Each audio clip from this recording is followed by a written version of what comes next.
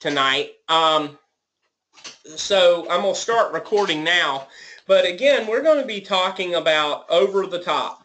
And not just to go to the top, but as Zig Ziglar put it, how to get over the top. And last week, we were covering in his book, we covered chapters 1 through 5. We talked about identifying the top, what or where is the top. Chapter 2, the right attitudes, skills, and philosophies we have to get to the top. Chapter 3, we talked about having it all. Chapter 4, we talked about the responsibility is yours. And chapter 5, we talked about changing the picture. And so as we go into chapter 6, I want to kind of pick up from chapter 5, changing the picture, changing where you see yourself.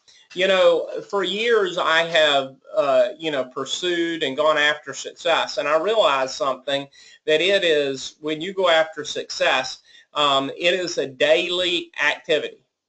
Zig Ziglar used to say motivation, and it's not just motivation, the act of self-development, is something that we do every day. And if it's like brushing your teeth. It's not a one-time, deal.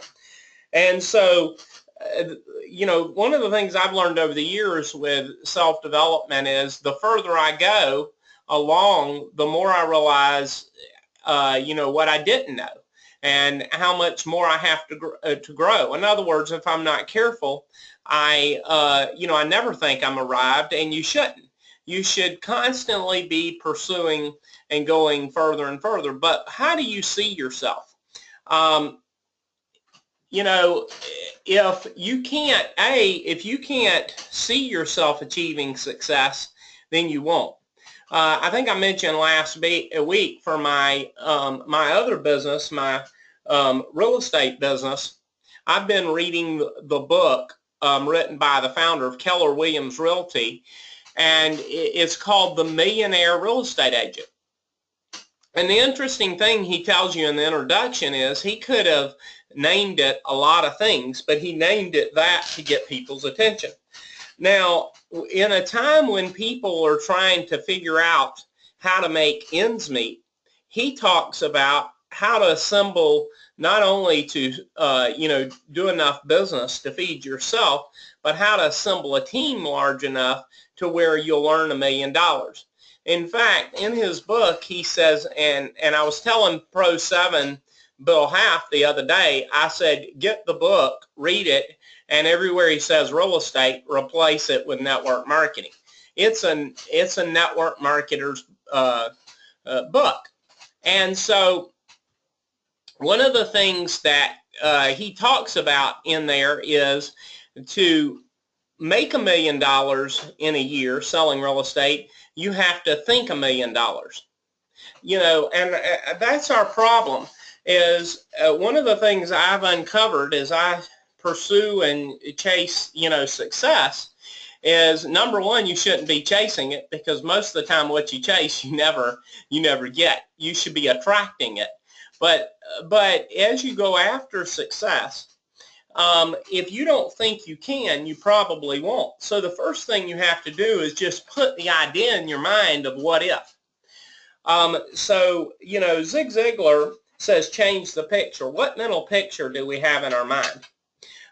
Before I keep going about Zig, the second thing Gary Keller says in his book is you've got to think $1 million, then you've got to earn $1 million, then you've got to net $1 million.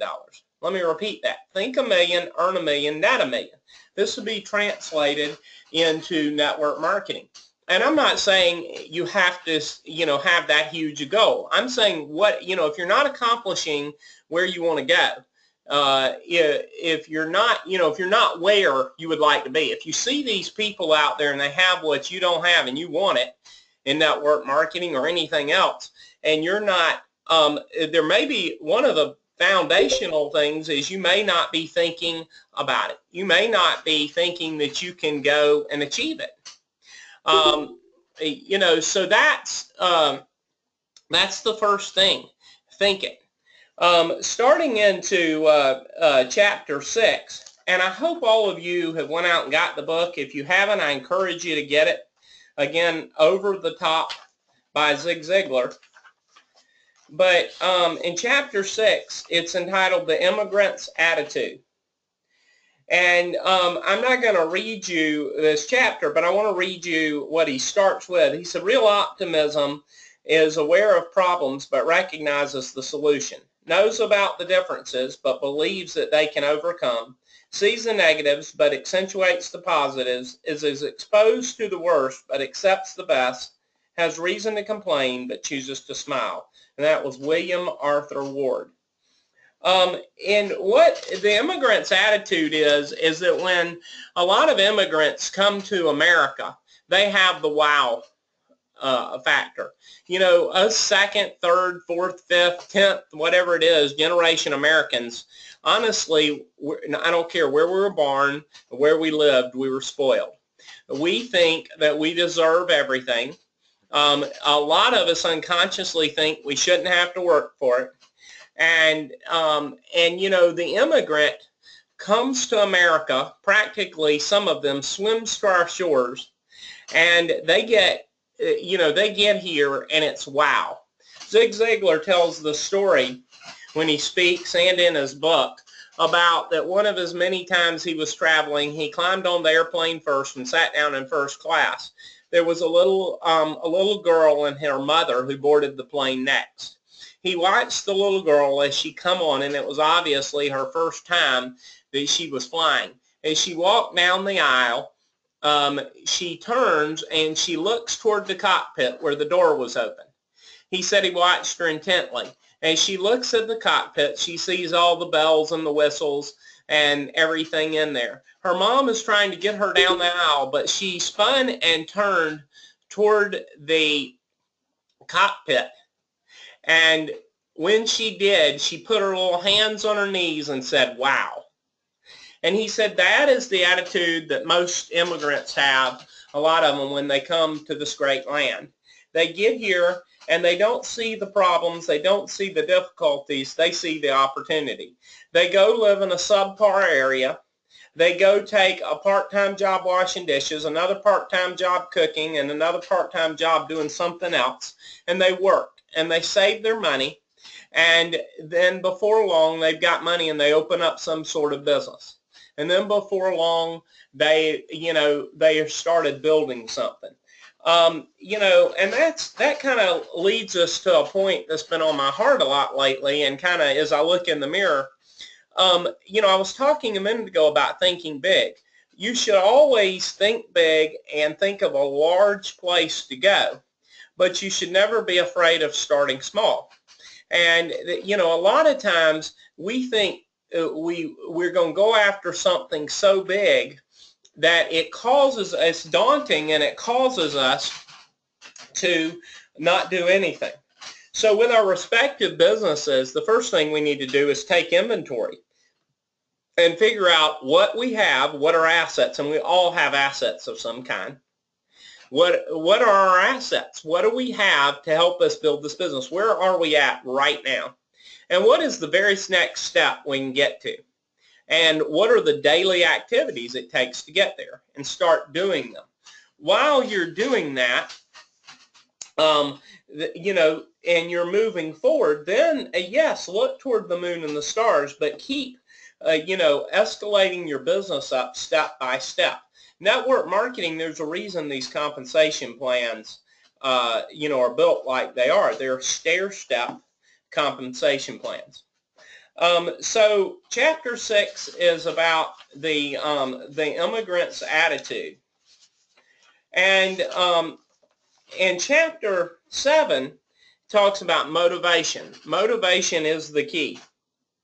Another quote, and this is actually one from Zig Ziglar, motivation is the spark that lights the fire of knowledge and fuels the engine of accomplishment. It maximizes and maintains momentum. So again, here we are. Motivation is like taking a bath or brushing our teeth. We must do it every day.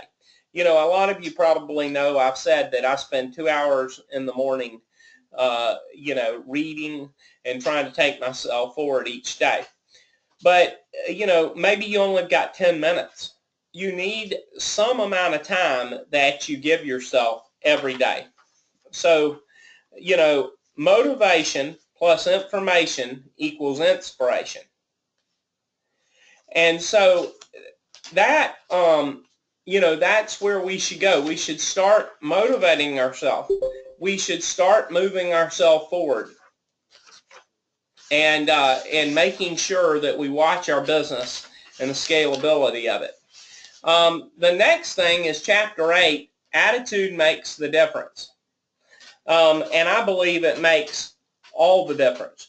And it's funny, he's put a quote in here that I used to have printed and on a frame. I don't know what happened to it. My mother actually gave it to me, and I'm going to read it to you. It says, the longer I live, the more I realize the impact of attitude on life. Attitude to me is more important than facts. It is more important than the past, than education, than money, than circumstances, than failures, than successes, than what other people think or say or do. It is more important than the appearance or skill. It will make or break a company, a church, a home. The remarkable thing is we have a choice every day regarding the attitude we will embrace from that day. We cannot change our past. We cannot change the fact that people will act in a certain way. We cannot change the inevitable. The only thing that we can do is play on the one string that we have, and this string is attitude. I'm convinced that life is 10% what happens to me and 90% how I react to it. And so it is with you. We're in charge of our attitudes. And that is Charles Swindoll, which is a well-known pastor. So, you know, that's a tricky one. That's something that every day, if I'm not careful, the tail can wag the dog. We must, you know, pay close attention to our attitudes. You know, whether we're thinking positive or whether we're thinking negative. I know some people that you know, they think negative and point out negative things like there's a reward for it or they're getting paid for it. I know people that can brighten up a whole room just by leaving it. So, you know, I believe that we have to consciously take charge of our attitude, and we can only do that by reprogramming ourselves. What are we putting into our minds? And you know, this call is not just, you know, this is not supposed to be some rah-rah call, but hopefully it's giving you the fuel at the end of a work day to go on and take charge of your lives with your businesses and moving ahead. You know, a sense of humor increases your employment security. You know, and when a ship is sinking, you know, it's the heavy cargo that what's dragging the ship down that they you know, they throw out trying to save it. When a company's going down or it's having issues, it's amazing. You know, people, a certain amount of people, they want to complain, still do nothing and everything. Those are going to be the first ones to go. But if you've got a great attitude, if you're happy, if you're, you know, jovial and working hard, then I assure you, you're going to have their attention and you're going to be one of the last to go. So, you know, think about our attitude and how when we're having a bad day, you know, and we get up in the morning and then it goes and perpetuates on, how that affects everything. It affects you. It affects people around you. But have you ever grabbed that switch, realized you were starting to have a really bad day and bad attitude, and you decided you were going to have a great day, and you just kind of took control over it? And, you know, we're always glad we did after we do that. And it's funny, my dad used to say that if I take a quarter and you hold it out over your eye and you hold it up right up against your eye, all you can see is the quarter. But if you take the quarter and you hold it out like this, it's tiny. And that's the way it is with our problems. So attitude and, you know, the kind of attitude we have is very important. And then chapter 9 is about, yes, you have got what it takes to make it. And so I think we get caught up in making excuses and excusing away while some people make it and others don't. But I think there's just a couple of things. I think you have to have a plan. I think you don't have to be born with a lot of money or a lot of this or a lot of that. I think, but if you've got a plan, you know what you want, number one, then you've got a plan and it's scalable, where as you move ahead, you can build on that and you work every day. I think good things will happen to you, and sometimes things we don't like will happen to us, but I think that we'll still be a lot further along and we'll hit our goals. So, and think about too, as you go ahead in your business and you build that, think of what the impact you're making on not just you, but your family, your friends, and other people in your business that you're leading There's a gentleman in Jacksonville that owns one of the, not one of, the largest, last time I heard, mechanical contractors and, commercial plumbers and everything, pipe fitters in the state of Florida. His name is Bill Gay. He's 80. I don't know how old he is. He ought to be getting close to 90 now. I've known him, been fortunate enough to know him since I was a little boy. And he still goes to work every day. And he's very generous, and he's responsible for a lot of people having businesses that you don't even realize in Jacksonville, because maybe they worked for him and they wanted to start their own business, and so he backed them to get started and then silently stayed their partner, and then if they wanted him to stay there and be their partner, he would, and if they wanted him out eventually, he'd let them buy him out. And besides that, I know he employs, thousands of people. And my point is, what if he'd have never started that company? God gave him a great gift as a businessman, and he started with one account and built it to one of the largest, companies in the state of Florida. And I could go on and on with stories like that, but my point is, make sure that you realize that you have what it takes. And then the last chapter for this discussion is a goals program is a must. Goals are the foundation for what we do. And, I used to, years ago, I heard, you used to write a goal down and magic will happen. And it's true, it will. But if you just write a goal down and you don't do anything, something will happen, and it probably will be for the good, but you won't, that'll be it. But if you'll write a goal down and put a daily program behind, or plan of action to get you where you want to go, then you will go where you want to, and then you adjust it. And one of the thoughts I want to leave you with is actually in that book, the other book I've been reading, Millionaire Real Estate Agent. He talks about that anytime you're building any kind of business, he calls it red light, green light. So everyone thinks that business is very risky. I know we've all heard that all our life. But really, if you know what you're doing, it's not that risky. And what he talks about is, if you want to grow your business, instead of just throwing money at it, decide one action you're going to go to, and you're going to start doing. It'll probably cost you a little money, and you know that you can afford it. Well, you start with that, and then there's your green light. So as you're doing that one thing that you could do, and you have your green light, as more business comes in, then you're able to take it to the next step. And so you go and you do whatever it is next to get to the next step.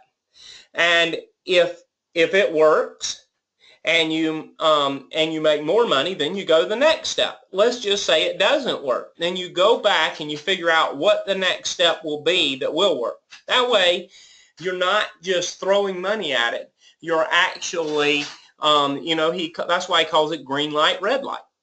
As long as it's working, you've got a green light. When it's not working, you've got a red light, and you don't increase and throw more money at it. So I want to leave you with this thought this week. You know, what is one thing we can do with our businesses and what we're working on to move forward? How can we take and grow our business?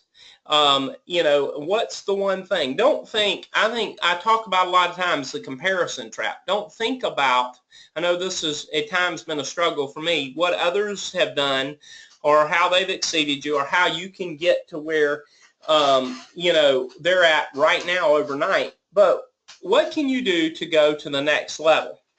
And I think we get caught in you know, this little merry-go-round of, well, I'm going to do this and I'm going to talk to these people. And either we talk to one and that's all we do. But what can we do to take massive action to get to the next level? You've got to get to the next level to be able to get to the next. And so I hope these thoughts help you. What we're going to do next week, we're going to finish up the book. I think it's got like 15 chapters. If it's not the next week, it's the next we finish it up. No, it's got 15 chapters. So next week we'll finish this book up. So if you don't have it, I encourage you to go get it. Again, Over the Top with Zig Ziglar. And then I will, and then I'm going to give you an outline of what we're going to be covering for the next weeks. And we will have at times other speakers on, but what I want to do is just kind of sow into you and give you something to take away to be able to not just grow your businesses, but also, you know, grow your lives. And so I hope y'all have a great week. Thank you for getting on the call.